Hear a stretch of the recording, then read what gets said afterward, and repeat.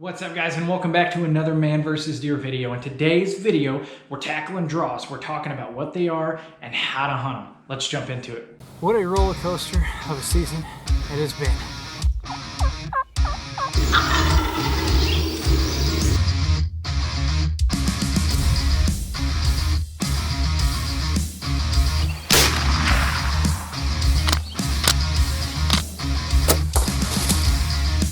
She came in downwind and actually winded me.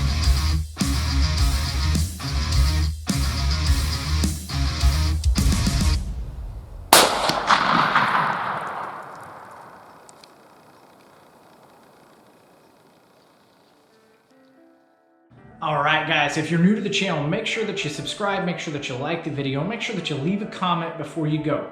The channel is mostly DIY style self-filmed hunting, so if you're into that kind of thing, I encourage you to check out the rest of the channel. There's probably a ton of content that you're going to enjoy. But today's video, we're focusing on draws and how to hunt them. Now, if you're new to terrain and you don't know how to find a draw on a topographical map, I urge you to watch this video here.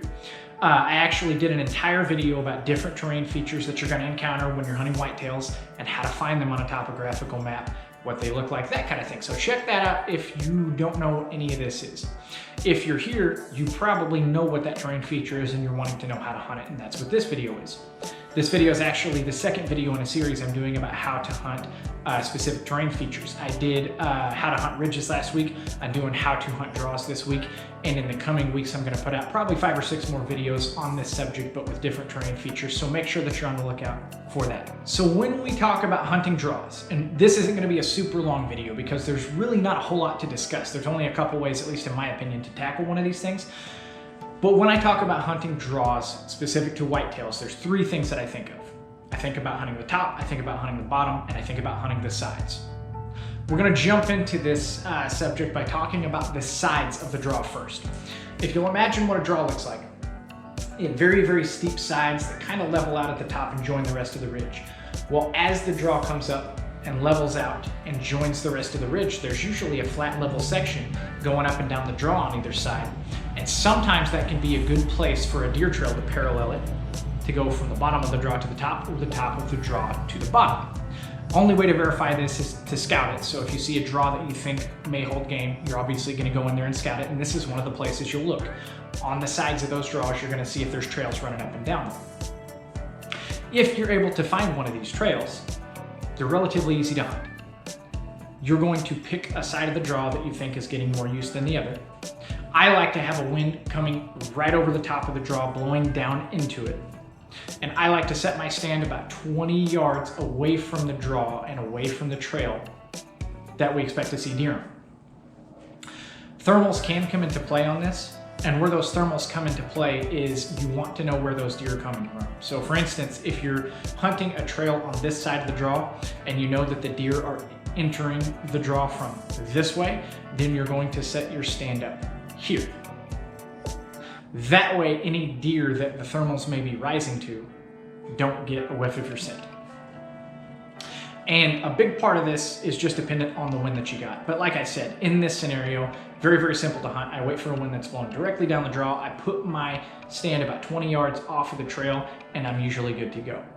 The next thing we're going to talk about is hunting the bottom and the top of draws. And this is where we're going to spend a majority of the time of this video, because this is where a majority of the science is going to be and a majority of the good deer encounters are going to be when you're talking about hunting draws. If you think about what a draw is, it's a very, very steep water drainage, and usually it's really, really steep, almost unwalkable. There's going to be some thick stuff in there, so you wouldn't want to walk through it, neither is a deer. The only alternative is to go around at the top or go around at the bottom. So a lot of times when you're scouting these types of areas, you're going to see a trail skirt the top or skirt the bottom, and that's where you want to focus your scouting efforts. Hunting the top and the bottom is going to be very, very similar. You're basically going to identify where these trails are, look at the wind you have, and set up a stand downwind. So if you've got a wind that's blowing directly down the draw, and you identify a trail that runs this way, you would want to put your stand here.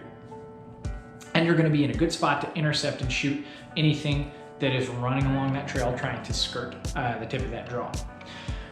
Also, You're gonna have to keep thermals in mind here, because say in this exact same scenario, you move your stand 20 yards closer to the lip of that ridge, you can have thermals actually pushing your scent towards that trail. So if that trail is near where that ridge starts to crest over or just below it, thermals may play into that. If it's on top of the ridge, you're usually okay, but keep that in mind and definitely test the wind when you get into a situation like this. And hunting the bottom is the exact same way.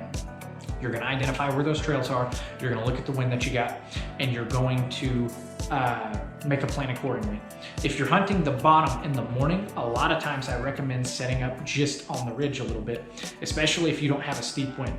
Because if you have a trail that's running along the bottom of the draw, and you don't have a heavy wind or no wind at all, those morning thermals are going to take your wind right up that draw or right up that ridge. So setting your stand about here and letting your scent go up that hill can give you clean and clear shooting lanes to the trail below.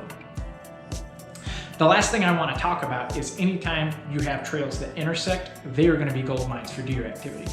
And when you're talking about draws, you're going to have trails at the top, you're going to have trails at the bottom, and you may have trails that come down the side.